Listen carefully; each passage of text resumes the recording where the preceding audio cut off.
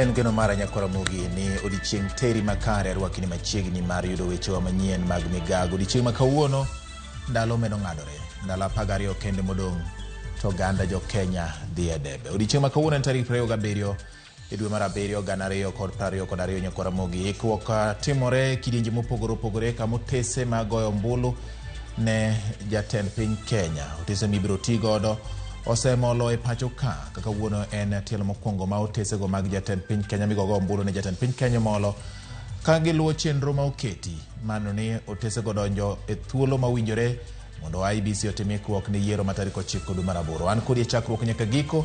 Tudri kode nambari 3600 kata inyalo luwo e Facebook mar Ramogi TV kaachiel kod YouTube. Ka bende kidhi e Facebook page marwa like page no kaso itudri kodwa bende achiel kachiel kaluwore gi weche manyien ma wakelo ni odiochieng' ma kawuono. Nyako Ramogi nyinga en George Bati. Jaod bura machon ma Nyatike Dikanyanga kawuono ne ochop e nyim doho ma Migori kod keth mar temo kao oko ngima ng'ato. Jang'ad bura Johnston Munguti oweyo Anyanga kod rambun mar siling $1,000,000 kata omenda maching maromo siling 300,000.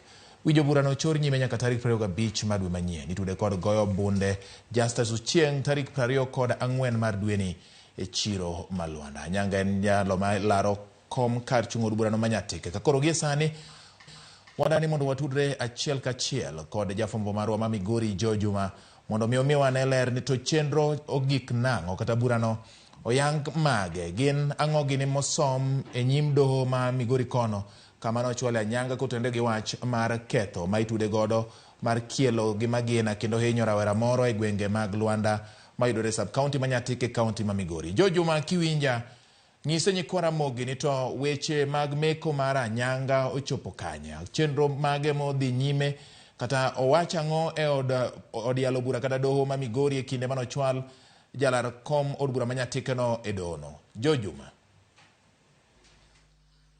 awinj maler erokamano kowuok e kaunti ma Migori e kinde maloyo dakika 30 mokalo jobende machon ma Nyatike Diko mondi Anyanga ne ochwal e dono ma Migori kabedo donne kod kethno mar temo nego jal moro ma iluongo kaka Justus miwacho ni otieno ma tarik 24 e gwego mag Luanda e sapkono ma Nyatike ne ogo kod lisasi kabende nobedo kod hinyruok kabende me omiyo nyo kawe kendo no mako odiochieng' manyo kendo ochwal e odiochieng' ma kawuono e nyim odiochieng' ma kawuono jang'ad bura Johnston Munguti ne ochoro kes ni nyime nyaka tarik 25 mang'iso ne ok no mijo bende ma Nyatike machon thuolo mar golo kwayo mare nikech kwayo bende ne ogol kod apis no ma jayal buche matudo ganda kod piny ma bende idendo kaka the DPP mane okwayo thuolo mondo koro pod gin med timo nonro kapok ochwal kes machal koda ma e do chieng' tarik 25 mar dweni. No aneno kacha ka bende jabune ma Nyatike koro iwacho ni chieng' no riko ne owuok kamano wuok pok oyango no dhi dala ne kar sa otieno ka bende kae ma koro chiedo ma gima chal koda mai notim no winjo bende kinde mokalo ka Anyanga wuon ne wacho ni en wuon ne omonje konyo bende nyaka sani koro pok oyango ka bende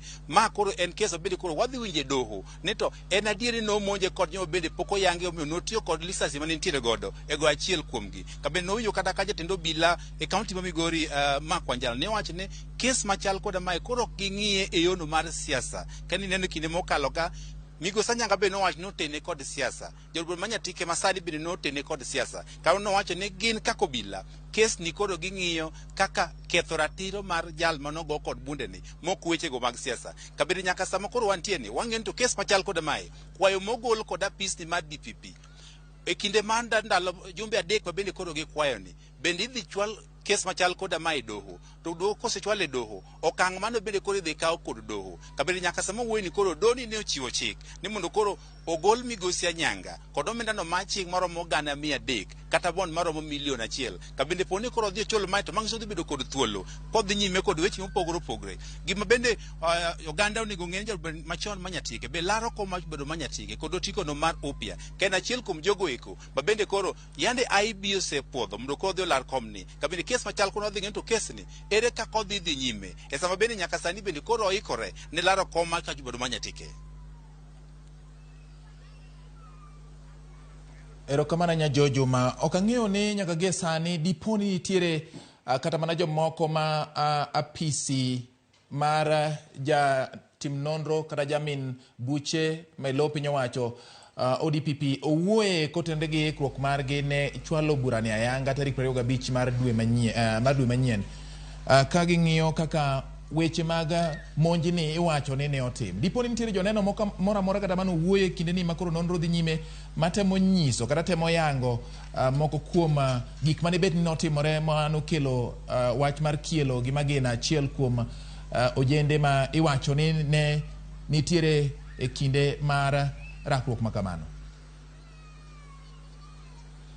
E ka winj maler nikech kes machal koda mae koro nitie do pok okel joneno mondo koro wuog mondo koro ogol mondo timre mabende rito ni ka jobudi machon osebiro ka okwayo mare yie keth machal koda mae kata tamruok e keth machal koda mae eka kesni koro biro dhi nyime kendo mae ma koro biro miyo do thuolo mar luongo joneno mopogore opogore koro biro yango pone ne gineno ang'o dichi machal koda mano kabende mae ma koro biro miyo doho thuolo mar dhi nyime. Nwawinjo ka apisa mowuok apisno mar ODPP noyango maler ni nyaka sani koro pod gimbe gitwak gin giwegi gi apisgi ma Kisumu mondo gilos kethgi e yono makare ma ka gibiro e doho to bed gino bede koro luwore e yono makare mondo koro doho obed kod okang' makare mano kesni koro ter nyaka giko. Sama owe jaod burani machon manyatike kod rambun maromo siling 1,300 kata $1,000,000 ma bende iwacho ni owinjo bed ni ochiwo. Nyiswa ni to wach mar bunde mare ma bende nchose yangore ni omae dipo ni en achiel kuom gigo mowach ni dhi duokne koso gin gik ma pod nitiere lweto obila kaluwore koda weche ma wiye ma yude doho e kinde mane ochopo e nyim doho. E nyim doho wach machal koda mae pok umiyo lakini kata kinde mokalo waneno ka jatend obila e kaunti ma Migori noyangore ne gi mae bunde mare manoriko ne nitiere godo. Ka bende kwa ng'iyo kalatas ma bende koro ting'o keth ma nitiere godo ma ok ondike kalatasno. Kata kamano nyaka odiochieng' manyoro manu awuoyo kod jatend obila e kaunti ma Migori noyango ni bunde manotiyo godo ni nyaka sani koro pod gintiere godo ka bende kata mana lisasi opoklo ma lisasi manotigo odiochieng'no koro nyaka sani koro pod gikano kendo gitimo negi nonro ka bende wageno ni sama kesni koro dhi nyime e kwa brolo wangene to bunde mano kawire ni be iduoko nego sani koso ibiro duok nego ka nonro machal koda mae koro rumo. Erokamano nya Jojuma kuom ler machalo kamano kotende gi wach ma ne timore doho ma Migori kawuono kendo ageno ni pod biro medo keto iti kachiel kod wang'i mar miyo nyikora Mogajwang' kaka weche biro medo luorore kendo kadhi nyime bura motende gi wach mar kielo gi magina rawera more gwenge mag sub county manyatike kaunti ma Migori ma bendi tudo godo manen jaod bura manyatike Edik Omondi Anyang'. Erokamano Jojuma kuom miyowa lipodno kowuok Migori. Yakora mogi wamedo dhi nyime gi weche manyien kama jatend migao mar arita kwe Dr. Fred Matiang'i, ogai mar jomin buche Nurdin Haji kod migao mar obila motele kod Hilary Mutyambai ne obedo kod romo makende kod riwruoge ma ok mag piny owacho e seche mag sidho lipot maketo e tim kedo kod siro njore kanyakla kod yudo omenda e yo ma ok ler mar ochumi ma pachoka. Lipono ma otis ni Anti-Money Laundering and Financing Terrorism 2021 manosidhi e boma ma Nairobi ne ochiwo ngadho mar kedo kod omenda miyudo e yo ma ok opuodhi kata ma idendo ni wash wach ma piny owacho koro singo kedo godo e yo makare. Matiang'i kod Nurdin Haji owacho ni gibiro timo nonro e wi kit njore makamano ma ithorone ka josiasa ema bedo kod omenda modhuro ka ler malong'o kaka giyudo omenda go to ok yangre. We as Kenya seek to enhance our position as a financial hub in the region by fighting international crime, especially money laundering and terrorism or financing. Of course, the effects of money laundering is that it makes us vulnerable and it exacerbates threats such as corruption, terrorism, organized crime, and eventually insecurity, not only here in Kenya, but the region and globally. Kenyans who have been moving around the villages, you have seen people who are carrying money in bags, lining up citizens, giving them 200 bobs. The bankers in the room, you understand now you have a shortage of 200 shilling notes in your banks. And 100 shilling notes in your banks because politicians are bribing villagers. People are not working. They are standing on the roadside to get 200 shillings and so on from all these money launderers.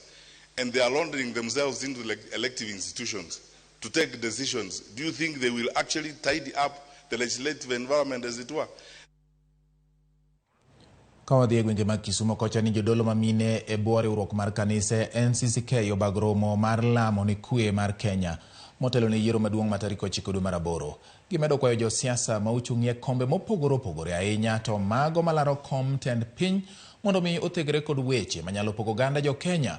Romono biro e kinde maduol ma ochung'ne riwo wi oganda jo Kenya. NCIC nyocha ne oyango Kisumu kaka achiel kuom bombe kata kuondego maluoro nitie ni dipo ka tulo mag siasa omuoche. Minego medo ywak ne jopiny mondo mi onya kwe e kinde mag yiero kata mana tok yiero ka gijiwore mar chwalo kampen mag yor kwe e gwenge ma Kisumu. Winjane kaka weche mag romono nobedo motelo nyakwara Ramogi e gwenge ma Kisumu. E arita piny mane governance wayudo ni wan gi thuolo kendo wakwayo ni oganda mamoko manyalo tiyo kodwa kanyachiel kaka civil society mondo kony mine mondo mine bende bi e peace building table nikech wang'eyo ni wan be wanyalo kelo kwe kama wantie ni.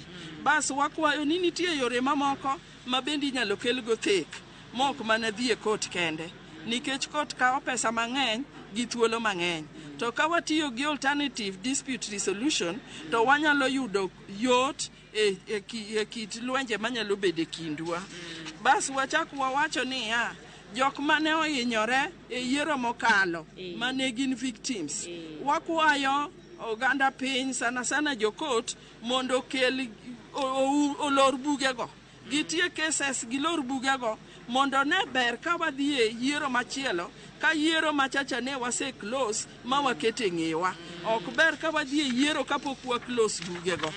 Bas ne watieko ni oganda mar jo NCCK osetimo maber ka giloso peace messages magisetere kanisni mondo giyal ne oganda ma kanyakla ma kanisni to giriwore gi jo Catholic miluongo ni KCCB goganda mamoko mochung' e yiero nyaka jo Subken nyaka jo USID gi ECLOG.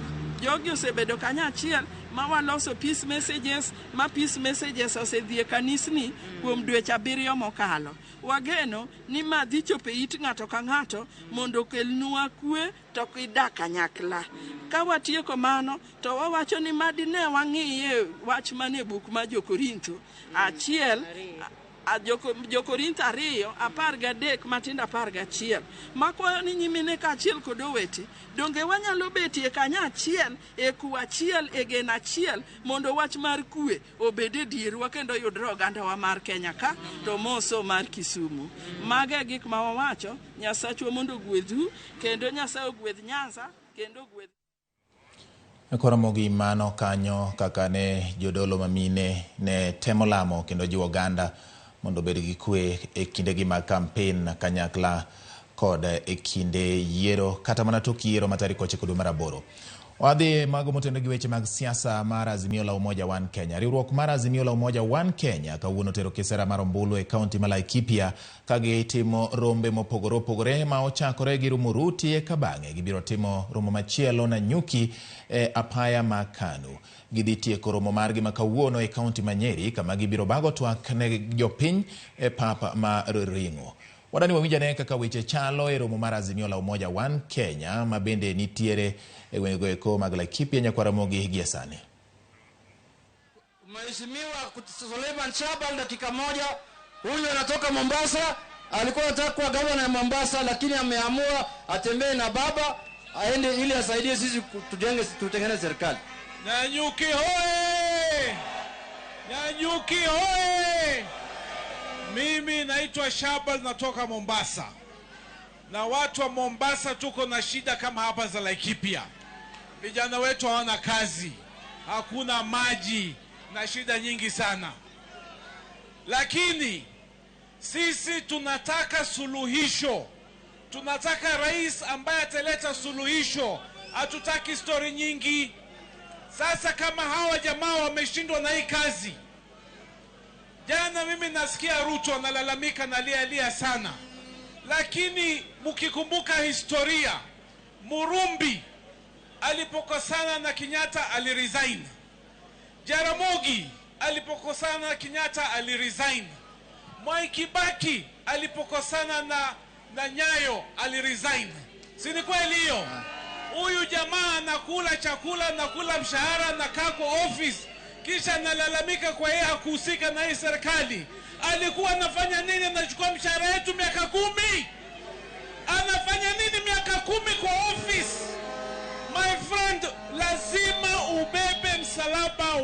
yako. Kama umeshindwa, umeshindwa.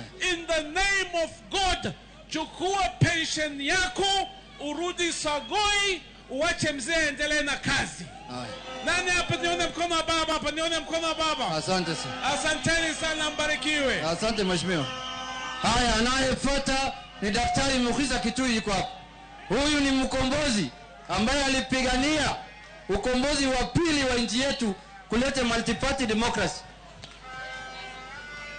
Wanananyuki mjambo. Mimi yangu atakuwa mawili matatu. La kwanza kuwashukuru nyinyi kwa kumchagua gavana wa kwanza katika Kenya kudhibitisha uwezekano wa county kukopa pesa kwa sababu ya sound management. Hakuna county nyingine Kenya imefaulu hapo. Jambo la pili, mimi niliona debate yake Ruto jana. Kuna kitu kimoja alisema cha ukweli. Enough is enough.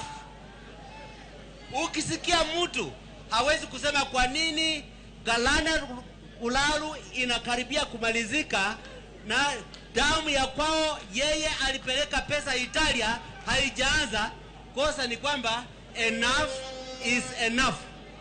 Ukiona Ruto akidai kwamba Wapokoti wakiwa Wasamburu, wakiwa Turukana, wakiwa Marakwet, ni kwa sababu serikali inachukia Ruto, mwambie enough is enough. Ukiona Ruto hajazoea kumheshimu Mama Martha Karua, the next deputy president of Kenya, mwambie uzembe wake umeisha. Enough is enough. Kule kwetu tukiona Ruto tunamweleza, I look at the kind of company that Raila keeps. Viongozi wa heshima. Sijui kama nyinyi mnaweza kukombea Martha Karua na Rigathi. Sasa tunauliza Ruto, ukiona hii timu Raila, tuonyeshe ni nani rafiki zako. Tunamjibu hivi, naliuliza Samoei Ruto rafiki zake akina nani, alipotaja majina yao ilikuwa aibu kubwa. Mbele yake Rigathi Gachagua, nyuma yake kijana Sudi, Ruto katikati, Wetangula upande, na Katiti Masi kanashangilia. Asante sana, asante sana. Sasa nataka kualika Mheshimiwa Peter Kenneth yuko hapa.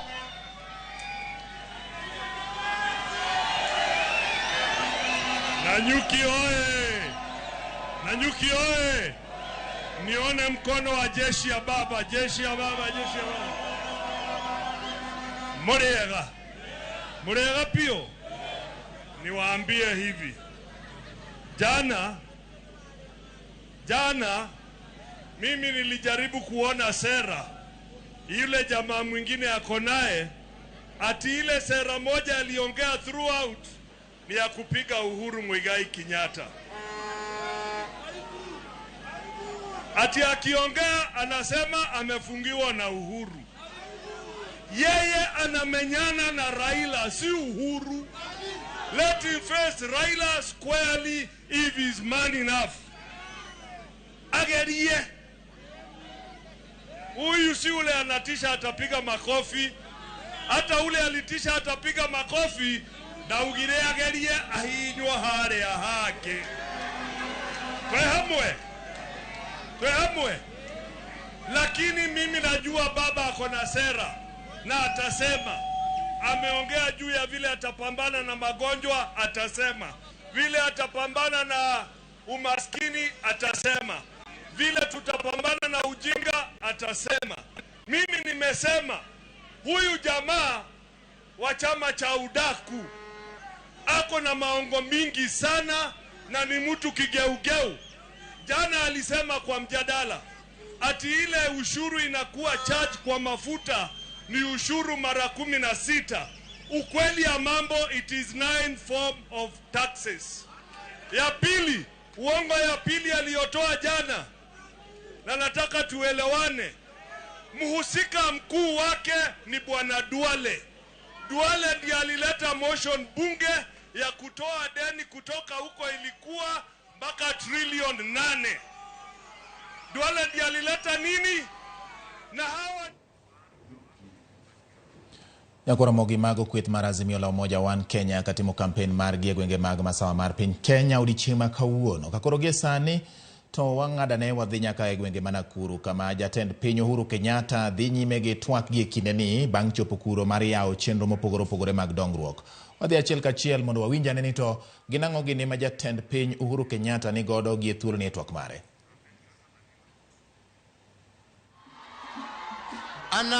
Anasimamia na sio wapigaji kura, wakaaji wa Nakuru wakaaji wa Nakuru West, sio wapiga kura, wakaaji ni zaidi ya 1,300 na kitu. Kweli ama sio kweli? Si ni kweli? Sasa kama tulikuwa tunasema ya kwamba kwa sababu kama ni CDF ama basari kigawa, si ndio hiyo? Nyinyi wa West munapata basari ya, let us say, what is basari ile unapata? Munapata 140 million, si ndio? Hiyo ndio inaingia West Nakuru, si ni kweli? Nataka munisikilize hapa vizuri, si ndio? Si ni hivyo?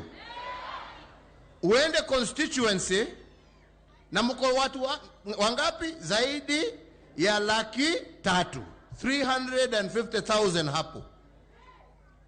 Munagawa basari ya 140 million. Alafu kuna constituency ingine ambayo ina watu 50,000 na hawa pia wanagawa basari ya 140 million. Kuna haki hapo? Nataka mmoja wenu, kwa sababu naona hapa kuna watu ya harama hapa.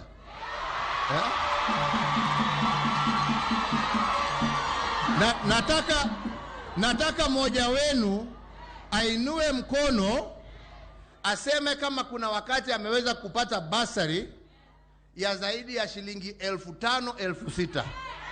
Kuna sini hivyo? Lakini kuna sehemu zingine kuna mtoto anaweza apate basari ya hata 1,100. Is that justice? Isn't that the reason people fight?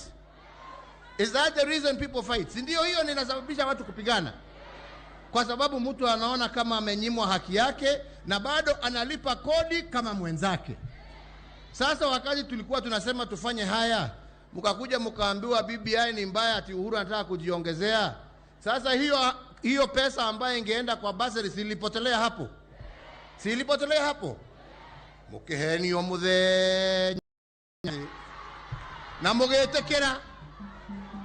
Sijui kama mnanielewa. Sijui kama mnanielewa. Mnanielewa?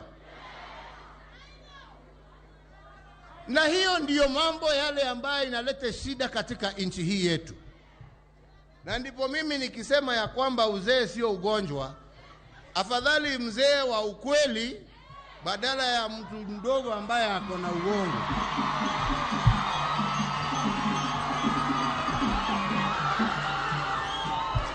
Nakuru, sijui jamani kama tunaelewana.